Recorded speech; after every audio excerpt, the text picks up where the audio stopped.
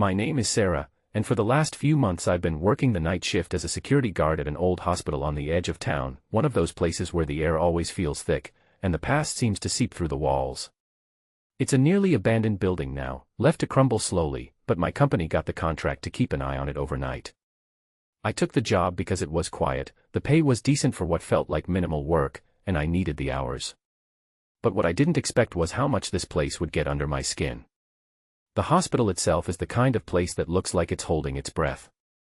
The brickwork is chipped, paint peeling away like it's trying to shed decades of neglect. Inside, the hallways are long and narrow, lined with doors that haven't been opened in years. The fluorescent lights flicker erratically, buzzing low in the silence. You get used to the creaks and groans, the building shifting, settling, but every so often there's a noise that doesn't make sense. Like footsteps echoing down a hall when you're sure no one is there. Or the faint sound of a door opening, just a crack, and then silence. My first night was uneventful enough. I did my rounds, checked the doors, tested the radios, and sat in the security office watching the few cameras still operational. But as the clock edged closer to midnight, that uneasy feeling began to settle in. It's hard to describe, like the building itself was watching me, waiting for something. I noticed the lights flickering more aggressively, shadows stretching longer, and the temperature dropping in certain spots. On my second shift, I heard it for the first time, whispers. Quiet, almost too soft to catch clearly, but definitely there. I was walking down the main corridor, radio clipped to my belt, when the voice came through the static. It wasn't one of my co-workers, the channel was clear. It sounded like someone muttering my name, but when I stopped and replied, there was only silence and that buzzing hum of the old hospital wiring. I told myself it was interference, maybe a prank. But I couldn't shake the feeling that I wasn't alone. The hallways seem endless, and some of them lead to wings I wasn't even supposed to enter. The hospital shut down most of its departments years ago, and parts have been sealed off completely. The old surgical wing, for example, was barricaded with heavy doors and faded, "Do not enter" signs. I've seen shadowy figures flicker in the corners of my vision when I pass by there, but when I turn, nothing's there. Just peeling walls and broken tiles. One night, I caught a glimpse of something, or someone, standing at the end of a hallway. It was too dark to see details, but the shape was unmistakably human.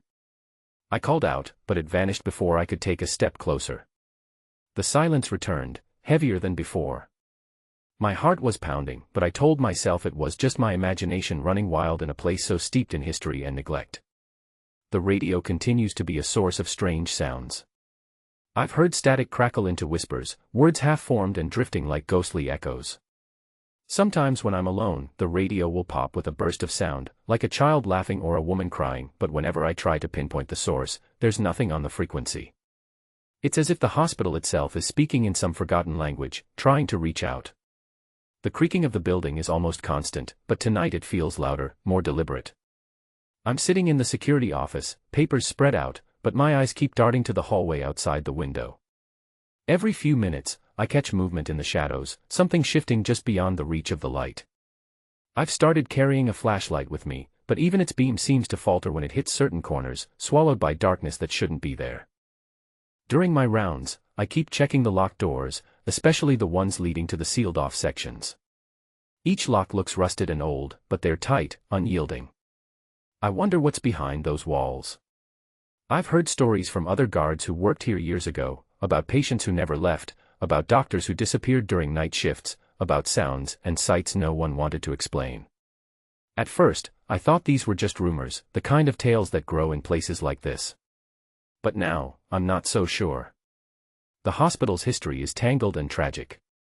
I remember reading a brief file I found accidentally while cleaning out a desk in the security office, a patient record from decades ago. The notes were cryptic, subject exhibits signs of extreme distress. Multiple attempts to escape. Staff report hearing voices and seeing shadows. The handwriting was jagged, rushed. It gave me chills.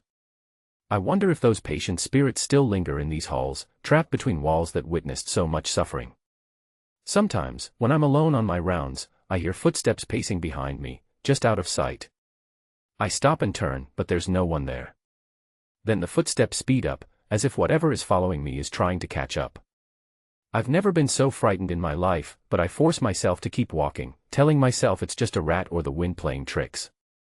The hospital's main lobby is the only part of the building that still looks somewhat normal. The marble floor is cracked but intact, and the front doors are bolted shut during the night. But even there, the shadows seem to writhe unnaturally. One night, I saw what looked like a figure sitting on one of the old benches, but when I approached, the space was empty. The cold air around me felt like a breath on my neck, and I hurried away. I've started keeping a journal during my shifts, jotting down every strange sound, every flicker of movement. It helps me feel grounded, like I'm documenting something real and not just losing my mind. The other guards warned me not to dwell on the hospital's past, saying it only feeds the paranoia. But how can I ignore what I'm seeing and hearing? Last night, as I walked down a particularly dark corridor near the sealed wing, I heard the softest whisper right next to my ear. It said, "Help me." I spun around, flashlight raised, but the hallway was empty. My hands were shaking so badly I almost dropped the torch. I ran back to the security office and locked the door behind me, heart racing. I'm not sure what I'm dealing with here. The hospital feels alive in a way that's more than just old plumbing and creaky floors. It's like there's something trapped inside, restless and watching. I don't know if it's ghosts, memories, or something else entirely. But I do know that every night, as the clock ticks closer to midnight, the hospital's dark history seems to reach out, pulling me deeper into its shadows. For now, I keep showing up for my shifts, trying to hold on to some sense of normalcy. But I can't shake the feeling that the hospital isn't done with me yet. The whispers, the footsteps, the fleeting figures, they're all reminders that this place is more than just abandoned walls. It's a place where the past refuses to stay buried, and I'm caught right in the middle of it. After the whisper that said, "Help me," last night, I knew things were changing. The eerie feelings I'd been pushing aside were no longer subtle. They grew louder, more aggressive, impossible to ignore. At first, it was small things, doors slamming shut behind me when there was no breeze, lights flickering erratically even though the wiring was supposed to be off during my shift, and cold spots that hit me like sudden blasts of winter air in the middle of summer. But soon, it became something I couldn't explain away. One night, as I made my rounds near the old surgical wing, the part that's been sealed off for decades, I noticed the door at the end of the hallway, the heavy one with the warning signs, was slightly ajar. I was sure I had checked it earlier. My heart rate spiked, but curiosity pushed me forward. I grabbed my flashlight and edged closer, the beam trembling in my hand. The door creaked open wider with a gentle push, revealing darkness beyond. I hesitated, then stepped inside. The air was thick, stale with dust and something else I couldn't place, a faint metallic scent, like dried blood. The hallway beyond was narrow and lined with peeling wallpaper, the floorboards warped and cracked. I flicked my flashlight around, catching glimpses of broken beds and rusted equipment scattered like forgotten relics. As I moved deeper, I felt the temperature drop sharply. My breath came out in misty puffs. Then I saw them, old patient files scattered across the floor, papers yellowed with age but still legible. Names, dates, notes scribbled in frantic handwriting. Some mentioned hallucinations, voices, agitation, and attempted escapes. It was like stepping into a frozen moment of despair. Suddenly, the door slammed shut behind me with a deafening bang. I spun around, banging on the heavy wood, pulling at the handle, but it wouldn't budge. Panic set in. I was trapped. The flashlight flickered violently, then died, plunging me into a darkness so complete it felt suffocating. I fumbled for my phone, using its weak light to scan the room. That's when I felt it, an oppressive presence, like something solid and cold pressing down on my chest. Then whispers surrounded me, louder now, urgent and desperate. "Get out. Leave now." The voices twisted into frantic screams that echoed off the walls, filling the air with a chilling cacophony. I could see shadows moving, flickering just beyond the reach of my phone's light. Shapes that resembled figures, some hunched, some reaching out. The air grew heavier, making it hard to breathe. I forced myself to stay calm, recalling the breathing techniques I'd used before. Inch by inch, I backed toward the door, but no matter how hard I shook the handle, it remained locked tight. The shadows seemed to close in, and I felt fingers brush against my arm, cold as ice.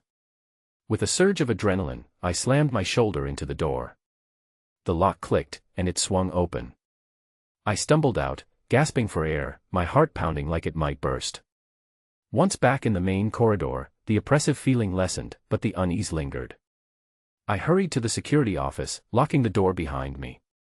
The radio crackled to life with static, then a clear voice whispered, "Stay away." I sat there, trembling, trying to collect myself. I realized I couldn't ignore what was happening anymore. This was no longer just an old building playing tricks on me. Something dark was alive in those sealed halls. The next day, I dug into the hospital's archives, determined to understand what I had stumbled into. I found records of tragic deaths, patients who disappeared without explanation, doctors who resigned suddenly, and mysterious suicides.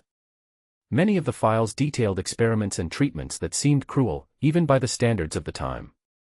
The sealed wing had once housed patients with severe mental illnesses, many subjected to harsh therapies. Rumors circulated among the older staff about restless spirits tied to that forgotten wing, souls trapped by trauma and neglect. Some said the hospital's founder had dabbled in unorthodox methods, trying to cure madness but only deepening the suffering. That night, I knew I had to go back. The hospital was calling me, urging me to uncover its secrets. Armed with a better flashlight and my phone, I made my way to the sealed wing again. This time, the door was firmly shut. I tried the handle, it was locked, but I managed to pry it open just enough to slip inside. The air was colder than before, each breath a visible puff. The silence was thick, broken only by the sound of my footsteps and the distant creak of the building settling. I moved slowly, flashlight cutting through the darkness. Suddenly, a noise made me freeze, a low, guttural moan coming from down the hallway. I followed the sound, hard hammering, until I reached a room at the end. The door was slightly open, light spilling out from inside. Peering in, I saw old medical equipment covered in dust, but something else caught my eye, a figure sitting in the corner. It was pale, its face obscured by shadows, trembling as if in pain. I blinked, and it vanished. I stepped inside, but the room was empty save for the relics of past treatments, rusted tools, broken monitors, and faded charts pinned to the walls. The whispers returned, louder now, swirling around me like a storm. Suddenly, the door slammed shut. I was trapped again. This time, I didn't panic. I focused on steadying my breath and listening. The voices seemed to plead, "Remember us. Don't forget." The temperature dropped further, and a shadow materialized in front of me, a woman in a hospital gown, her eyes hollow but filled with sorrow. She reached out a trembling hand, mouthing words I couldn't hear. I wanted to help, but fear rooted me to the spot. The room felt like it was closing in, the walls breathing with a life of their own. I fumbled for my phone, the light flickering as the apparition moved closer. With a sudden burst of courage, I stepped back and pushed the door open. The shadows recoiled as the light flooded the hallway. I fled to the security office, locking the door behind me, my hands shaking uncontrollably. Since that night, the manifestations have become more frequent, medical equipment turning on by itself, monitors flashing strange symbols, and cold spots that seem to follow me wherever I go. I've started marking the times these events happen, trying to find a pattern, but it feels random and chaotic. The hospital's dark energy is unpredictable and growing stronger. I'm no longer just a guard, I'm part of its story now, caught between the living and the restless dead. Every time I walk those halls, I feel the weight of the past bearing down on me. The hospital is a prison for souls who suffered too much, and they're reaching out, desperate for recognition, for release. I'm torn between fear and fascination. I want to understand what happened here, to bring peace to those trapped in the shadows. But I also know I'm risking more than just my sanity. Tonight, I plan to return to that sealed wing again. There's something I have to find, something buried in the darkness that might explain everything. The question is whether I'm ready for what I'll uncover. After the night I was trapped in the sealed wing, I knew I couldn't keep working there. The fear I'd been pushing down had finally settled into a cold, heavy weight that clung to me even when I wasn't inside those walls. I handed in my resignation the very next morning, my hands trembling as I signed the papers. The hospital's dark past and restless spirits had left their mark on me, and I was done pretending it was just an old building playing tricks. But even after leaving, the experience didn't let me go. I found myself haunted by memories of that night, the cold spots, the whispers, the shadowy figures that vanished just as I tried to focus on them. It was like the hospital's darkness had seeped into my mind, refusing to release its grip. Not long after I quit, I heard that local authorities had taken an interest in the hospital's sealed wing. They launched an investigation, uncovering decades of neglect and a string of unexplained deaths tied to that locked-off section. The news spread quickly, sparking renewed interest in paranormal research groups who flocked to the site, eager to document whatever lingering spirits might remain. I was relieved to hear the wing would finally be examined and that its tragic history wouldn't be ignored any longer. Part of me hoped that acknowledging the pain and suffering trapped inside might bring some peace, for the hospital and for me. Reflecting on everything, I realize how close I came to losing myself to the darkness that night. Being trapped in that oppressive space, surrounded by voices and shadows, tested my sanity in ways I hadn't imagined possible. There was a moment when I felt like I might become part of the building itself, swallowed up by the weight of all the pain held within its walls. The experience changed how I think about fear and the unknown. Before, I saw fear as something to conquer or ignore, but now I understand it as a signal, a reminder that some places and experiences aren't meant to be faced lightly. The hospital's haunting wasn't just about ghosts or spirits, it was about the echoes of trauma and neglect that refused to fade away. Even now, I can't shake the feeling that the hospital's story isn't finished. I've seen recent security footage from the building, and though most of it is grainy and inconclusive, there are fleeting shadows and ghostly figures that appear just out of sight. It's as if the hospital is still alive in its own eerie way, whispering secrets to anyone willing to listen. Sometimes I wonder if I was just the first in a long line of people drawn into its darkness or if I was lucky to escape when I did. The thought chills me. I keep the journals I wrote during my shifts tucked away, pages filled with the strange sounds, flickering lights, and chilling encounters. They remind me of what I faced and serve as a warning for anyone who might find themselves in a place like that. While I've moved on, part of me remains tethered to that hospital on the edge of town. It's a chapter of my life that refuses to close, a haunting that lingers just beneath the surface of my everyday world.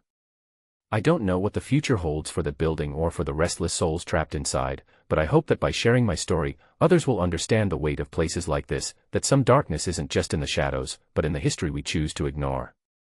For now, I live with the knowledge that the hospital's haunting is far from over. It's waiting, watching, its secrets buried just beneath the surface, ready to reach out again when the time is right.